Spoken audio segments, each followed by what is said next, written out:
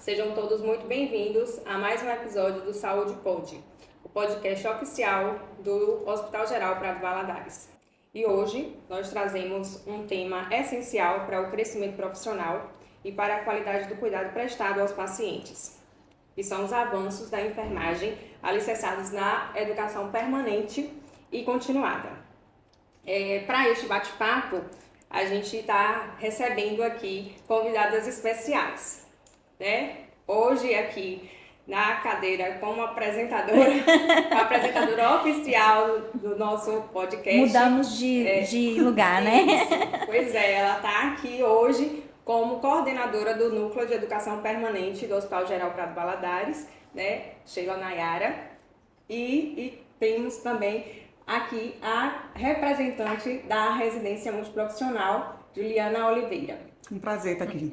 Eu gostaria que vocês falassem um pouquinho, né, se apresentassem brevemente e falassem um pouquinho da relação de vocês aqui no hospital e a atuação em relação de como vocês estão ligadas com a formação, né, dos profissionais. Então, vou começar. Então, muito obrigada pelo convite. É um prazer estar aqui. Eu sou enfermeira do Prado Valadares já há 15 anos. Já atuei na assistência do hospital em alguns locais. E há 3 anos eu estou como coordenadora do Núcleo de Educação Permanente do hospital. E é um lugar desafiador, né? E eu sempre brinco que é trabalhar com educação, é quase uma escola, sem estrutura de escola, então é quase uma escola.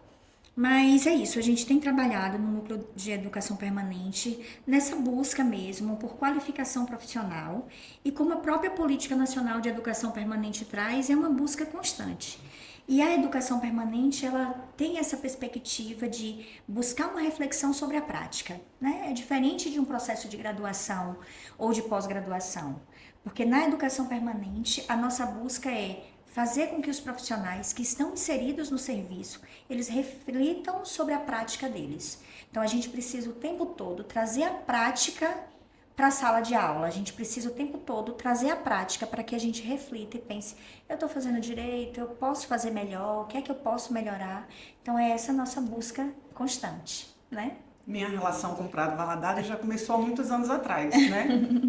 Eu fiz a minha formação em Salvador, retorno para Jiquié, e quando eu retorno para Jiquié, eu venho trabalhar no Prado Valadares, onde foi a minha escola. Então, a minha relação com o Hospital Geral Prado Valadares vai além, né, de hoje enquanto docente da Universidade Estadual do Sudoeste da Bahia, mas é uma relação de amor, né, e de muito aprendizado. Aqui verdadeiramente é uma escola. Foi onde eu aprendi a ser enfermeira.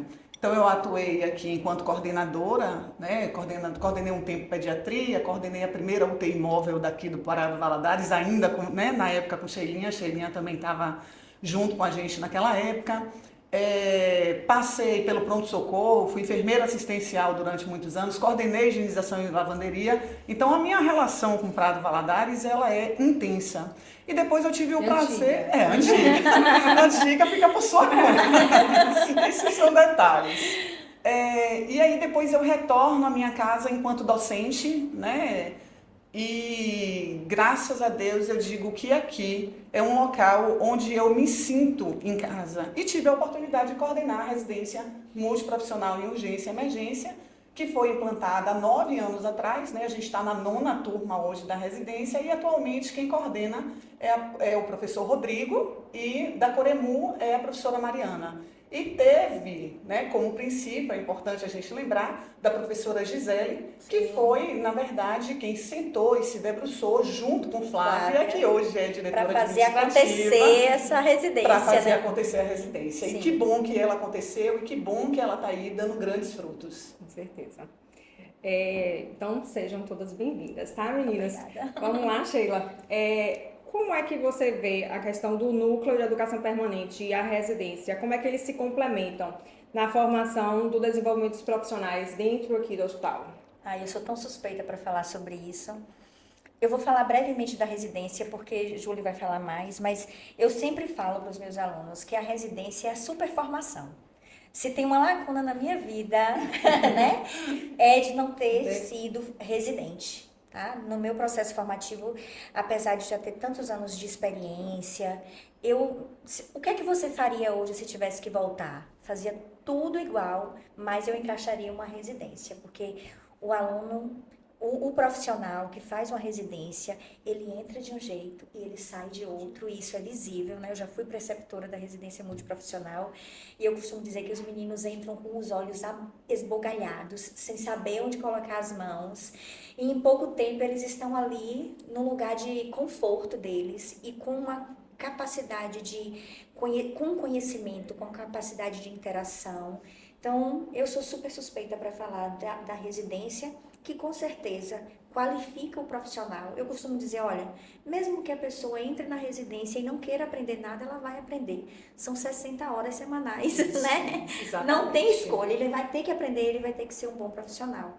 E isso é perceptível, a gente que acompanha as residências. E assim, nos nossos profissionais que são egressos da residência, a gente olha para eles e sente diferente. Uma coisa diferente, o molho. O molho da residência. Então, eu tenho essa admiração por programas de residência. E falando especificamente da enfermagem, os enfermeiros que fazem residência, a gente sente de fato que eles têm um olhar diferente, mais integrado, eles trabalham mais de modo interprofissional. Então eu falaria da residência por um bom tempo aqui. E quando a gente fala de educação permanente, é também nessa perspectiva, né? A educação permanente, ela vem na perspectiva, como eu já disse, de aparar arestas, né? A gente tá ali na assistência já há muito tempo, a gente super acha que sabe tudo. Aí a gente vai com a qualificação e diz, meu Deus do céu, é assim que faz, eu fazia de outro jeito, né? Então, é importante a gente falar sobre isso. Eu tenho uma experiência muito bacana com a educação permanente, logo que eu entrei, que a gente veio constituir o núcleo de educação permanente do hospital. Eu pensei numa experiência minha, que quando cheguei na UTI, vinda da atenção básica, né? Que isso é história para outro podcast, para um outro momento. E eu pensei na parada cardiorrespiratória. O quanto muitas vezes a gente não está preparado para participar de um momento, né?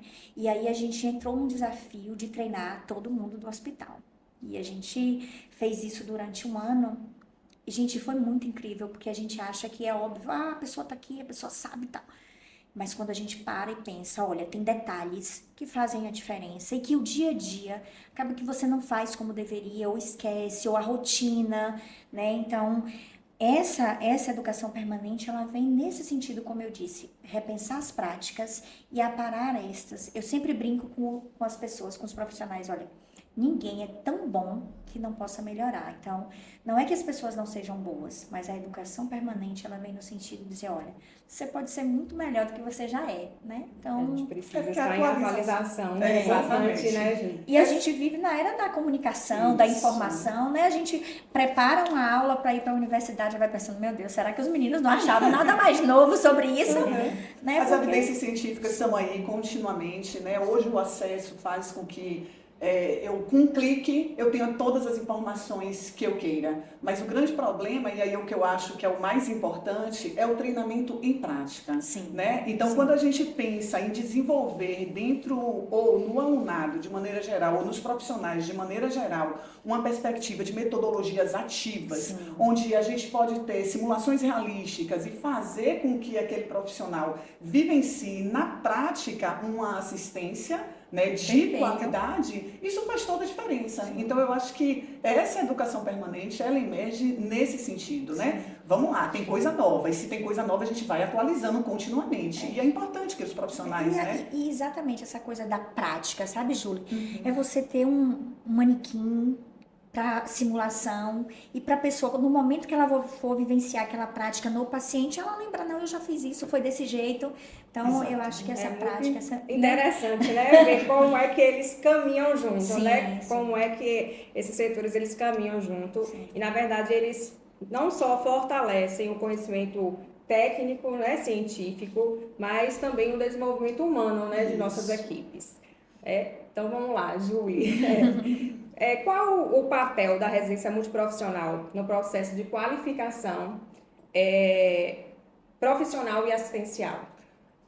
Tá aí, eu acho que a palavra principal é essa, o papel é na qualificação, né, do profissional. Primeiro, a gente precisa, a cada dia, fomentar a importância de sermos profissionais mais humanos. E eu acho que é um papel da residência, né? O que a gente quer falar da humanização? É só com a perspectiva de uma política de humanização? Não, é na prática. Sim. É como que eles podem melhorar isso continuamente na prática. Então, o papel da residência, ela vem nessa perspectiva de não só desenvolver profissionais técnicos, mas profissionais mais humanos que trabalhem para o Sistema Único de Saúde. E está aí uma grande importância, porque o trabalhar para o Sistema Único de Saúde, ele tem que desenvolver os princípios de universalidade, de equidade, de integralidade da assistência, mas que, acima de tudo, a gente desenvolva neles a responsabilidade social. E a responsabilidade social é: eu estou aqui porque o paciente precisa de mim, porque uma pessoa precisa de mim, porque um ser humano precisa de mim. Então, eu preciso me formar da melhor maneira possível. Shelinha falou da carga horária, são 60 horas, né, distribuídos durante 2 anos, intensamente, né, 60 horas na semana. Sim. E isso ao longo de 2 anos. Então, é uma carga horária exaustiva, Intensa, sim, é né? exaustiva, intensa, mas que aprofunda e faz com que ele melhore a cada dia. Então, essa residência, ela tem um papel na qualificação profissional, numa perspectiva de desenvolver grandes competências, competências relacionais, competências interdisciplinares, competências voltadas principalmente para a aproximação do profissional com a realidade, né? Porque eu estou ali vivendo na prática, eu saí da utopia, eu saí daquilo que eu estou vendo em sala de aula, que eu estou imaginando, aquela teoria que às vezes fica tão distante de mim, mas não, eu vou para a teoria, porque eu tenho aula teórica, né? A e teoria agora... e a prática de uma forma bem profunda. Exato, né? e, Mais acima profunda. e acima de tudo com evidência científica, do que é que tem mais novo, né? O que está se trabalhando mais novo. Recentemente vocês fizeram um simpósio, né, maravilhoso, o segundo simpósio de vocês, onde vocês atualizaram com novas evidências científicas, mostrando para eles da importância de estar continuamente se capacitando.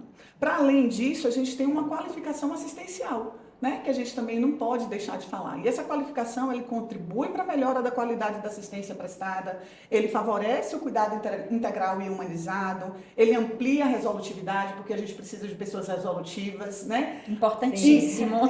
E isso faz a diferença ali dentro, né? Shelinha traz também um outro ponto. Ai, eu faria uma residência. Eu também faria uma residência, porque os residentes, eles acabam sendo diferentes dentro da unidade e diferentes pela imersão que é uma residência, né? Pelos 2 anos extremamente Júlia, às vezes a gente faz uma imersão de um final de semana e a gente já sai diferente. Imagine você fazer uma imersão de 2 anos. 2 anos.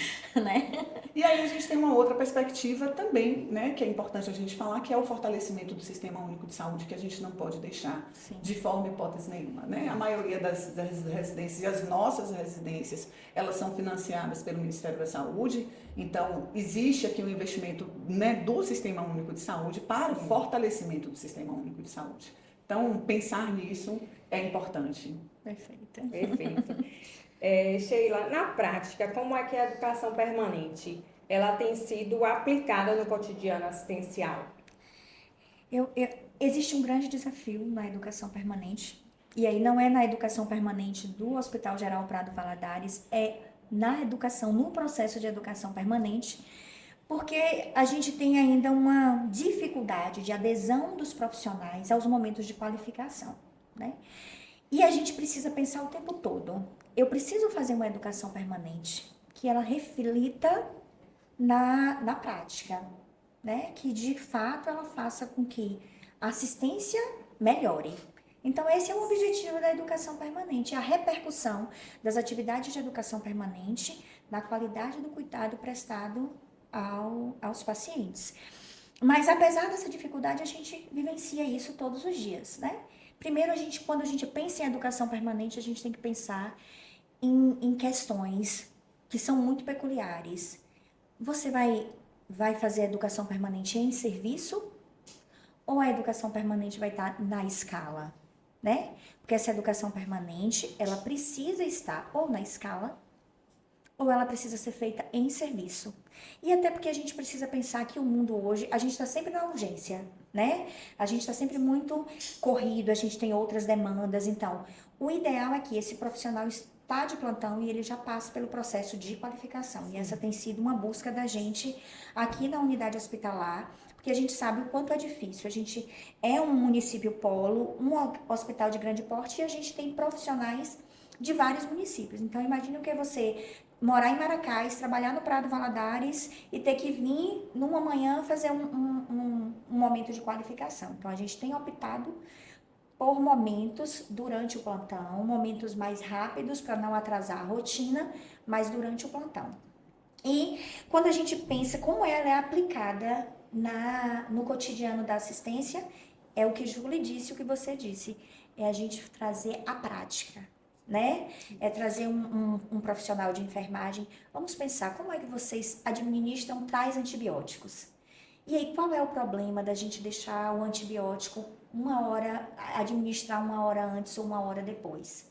Aí o farmacêutico vem e explica, né? Então, é mostrar para ele que o que ele faz não é só técnica. Trazer a reflexão, né? Trazer a reflexão, extremamente importante, não é só técnica. Olha, o antibiótico é de 12 em 12, porque se a gente não fizer de 12 em 12, tem chaves que não se abrem dentro da bactéria, tem isso, e aí você vai perder aquela dose. E a perda daquela dose está repercutindo no exame do paciente, que você vê que o leuco não desce, que escalona, o leuco não desce, que a gente precisa escalonar antibiótico. Então, eu acho que tem sido muito válido essa questão da gente trazer a prática dele. E é isso que o tempo todo a gente faz, né? A gente faz enquanto núcleo que desenvolve atividades, mas a gente faz enquanto núcleo que orienta quem desenvolve as atividades. Então, a gente tem muito esse cuidado de, olha, vamos refletir sobre a nossa prática, porque o que vocês fazem, por mais simples que seja para você, que muitas vezes a gente pensa, é simples para mim. Poxa, um antibiótico? Ah, meu Deus, Sheila agora vem me ensinar a administrar um antibiótico, fiz isso a vida inteira. Mas não é só te ensinar, te dizer, olha, tem coisas sobre antibiótico que você não pode não saber. E por isso você pensa que talvez o mais importante seja trocar a fralda e só depois da fralda trocada você administra o antibiótico.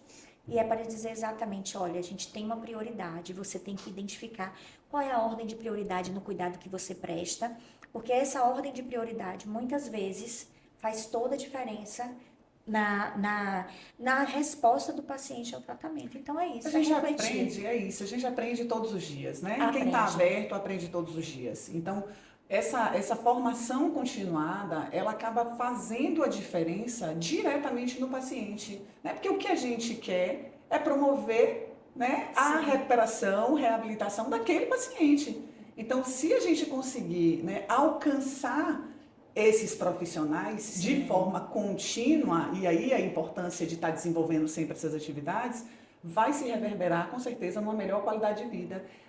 O paciente tem alta mais rápido, né? Redução de custos hospitalares. Então, na verdade, a educação continuada é para além disso, né? Sim, começar a trabalhar numa perspectiva, principalmente, né, de foco no paciente. Exatamente. Né? A gente capacita o profissional com foco no paciente. E esse processo de continuação e formação dos enfermeiros, né, que é através da residência, quais os resultados concretos que você consegue visualizar lá dos egressos desse programa que hoje estão atuando na assistência? Eu acho que vocês poderiam me responder isso melhor do que eu, né? Mesmo porque vocês absorvem muito, né, esses residentes, então a gente fica super feliz, né? Recentemente finalizamos uma nova turma, em março, né? Nós finalizamos a turma, e aí nessa finalização vocês novamente abraçam todos os residentes, né? Então, a prova concreta é a melhoria da assistência. Eu acho que a prova do sucesso, nossos residentes Exatamente. estão trabalhando. Exatamente. Sempre absorvendo eles para trabalhar conosco. Mas a gente tem aí maior autonomia, né? A gente consegue ver profissionais com mais autonomia, profissionais que atuam mais incisivo, profissionais que discutem mais, profissionais que intervêm melhor, né? Sim. Então a gente tem várias demonstrações de como essa residência, como a residência de maneira geral, ela acaba dando certo. A gente desenvolve raciocínio crítico e reflexivo, né? A cada vez, só para você ter uma ideia, eles, né, a residência, falando especificamente da residência multiprofissional em urgência e emergência, eles têm um tutorial O tutorial, ele pega um paciente, faz o estudo de caso no paciente, vem para a equipe multiprofissional e discute junto com a equipe multiprofissional, toda segunda-feira no turno da tarde. Para além disso, eles acabam desenvolvendo um dia no mês, uma quinta-feira geralmente no mês, uma sessão científica com novos temas e que é aberto, né, para todo o público. Esses residentes, eles têm um papel fundamental de desenvolver ações dentro da unidade, planos de intervenção dentro da unidade. Então, eles detectam um problema e na detecção do problema, eles vão ter 6 meses para poder intervir em relação a esse problema e acabar reverberando, né, para dentro da assistência. E como a gente tem vários exemplos de intervenções, né, de residentes que estão aí na nossa prática hoje, que a gente trabalha com essas intervenções, né? Um exemplo talvez mais recente da enfermagem é a cartilha. A cartilha. Né? Então a cartilha ela foi disseminada para todos, né? Hoje a gente com um cliquezinho no celular, a gente tem acesso a todas as informações necessárias para acompanhante para o paciente sobre o Hospital Geral Prado Valadares, sobre horários, né? Sobre a importância de higienização das mãos, enfim. As marcas da residência são deixadas. Exatamente. Né? E aí a gente também tem uma perspectiva, né, da atuação mais humanizada, centrada no paciente. A gente reduz os conflitos porque a gente começa a trabalhar mais com aquele paciente numa perspectiva relacional, da importância de você se relacionar bem com o outro, que é um grande dilema e um grande desafio para a assistência. A gente começa a ter profissionais mais críticos e mais reflexivos. Eu acho E eu acho que é uma coisa importante que a gente tem que pensar. São profissionais que abandonam mais aquela questão da hierarquia dentro de uma equipe multiprofissional. Eles trabalham mais seguros, entendendo que a gente é linear. Sim. Psicólogo, médico, fisioterapeuta, enfermeiro, que somos lineares e a gente conversa numa mesma perspectiva. E eu acho isso muito bacana, né? Que é essa quebra dessa hierarquia que muitas vezes a gente tem nas equipes. Com a residência eu sinto que isso também diminui. É segurança, autonomia, como o Júlio disse. E tem uma outra coisa que eu não posso deixar de falar, que eu acho que é uma das marcas mais importantes. É o aguçar esse profissional para sempre estar se atualizando, mostrando para ele a importância de pesquisas e evidências científicas, mostrando para ele que a gente pode fazer ciência dentro da instituição onde a gente está, mostrando para ele o quanto que essa ciência vai reverberar na melhor assistência ao paciente. E aí a gente acaba desenvolvendo mesmo uma pessoa com maior liderança, uma pessoa com maior responsabilidade profissional, fomentando o processo de educação em saúde. E com isso, quais são as competências, Sheila, que você considera essencial desenvolver nos profissionais de enfermagem hoje? Eu acho que a principal competência é o raciocínio crítico, sabe? De pensar para além da técnica. Eu acho que a gente precisa compreender que não é a técnica só. A técnica ela existe porque a gente precisa oferecer uma assistência de qualidade e aquela técnica ela foi desenvolvida para que a gente faça da melhor maneira possível. Então, é um raciocínio crítico e reflexivo sobre a sua prática o tempo inteiro. O conhecimento técnico sozinho, ele não se sustenta, né? Não. Então, a gente precisa realmente desenvolver outras competências. Exatamente. De liderança, de trabalho em equipe, exatamente. né? E eu digo sempre, Jéssica, ética, por exemplo, se a gente não tiver ética e técnica andando juntinhos, a gente sabe a técnica, mas a gente não desenvolve a técnica. Não, Sheila, eu costumo dizer que a técnica você faz uma vez, aí você ainda não desenvolveu aquela destreza. Você faz a segunda, você está melhorando, você faz a terceira, olha, já é uma outra pessoa, faz a quarta, pronto, já sei fazer. Então a técnica em si, você aprende no dia a dia, né? Quando você está ensinando uma criança a comer, quando você está ensinando a criança a andar, ela vai dar os passinhos, cai, vai dar os passinhos e cai. Daqui a pouco ela está sozinha. E se ela está sozinha, consequentemente, ela vai ali caminhando.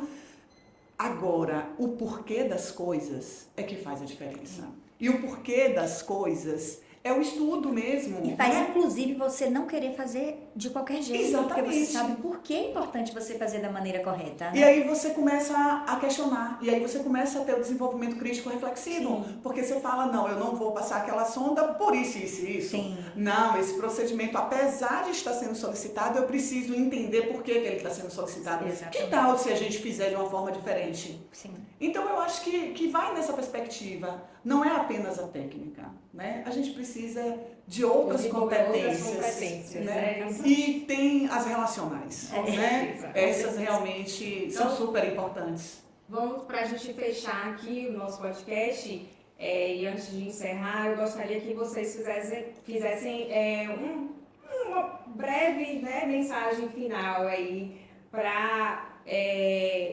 deixar para os nossos profissionais de enfermagem, né, sobre a importância de nunca parar de aprender. Continuamente, né, Gil? Literalmente. A gente aprende todos os dias, né? A gente precisa buscar isso todos os dias. Eu costumo dizer para os meus alunos, para os meus residentes, ontem mesmo eu estava em aula e eu estava falando exatamente sobre isso, né? Eu preciso buscar todos os dias fazer a diferença. Eu só existo enquanto enfermeiro porque um paciente precisa de mim.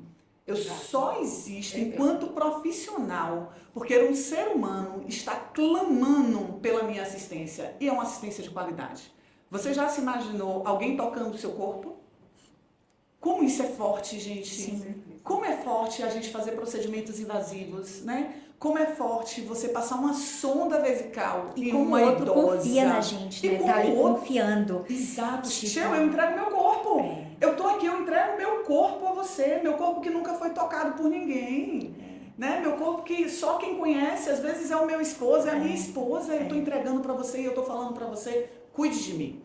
Né? E quando a gente fala cuide de mim... É o que a enfermagem mais sabe fazer. Pois é, cuidar. Exatamente. E é ela que fica as 24 horas. Então, para esses enfermeiros, né, que queiram, que pensam em ser profissionais que tenham mais técnicas, mais habilidades, que desenvolvam mais competências, que tenham mais segurança, venham fazer a residência. É o conselho que eu dou, né? Eu ia falar isso para os nossos alunos. O conselho que eu dou é venham fazer a residência. Não deixem essa lacuna aberta no processo de formação de vocês. E para os nossos profissionais que já atuam, não só os nossos, mas os profissionais de enfermagem que já atuam na área, participem das atividades de educação permanente. E para além disso, façam a diferença, façam com que essas atividades elas repercutam na sua prática. Né? Perfeito. Chegamos ao fim de mais um episódio do nosso podcast da Semana de Enfermagem. Agradecemos a todos, agradeço a vocês, meninas, e a todos que permaneceram com a gente. Até o próximo episódio.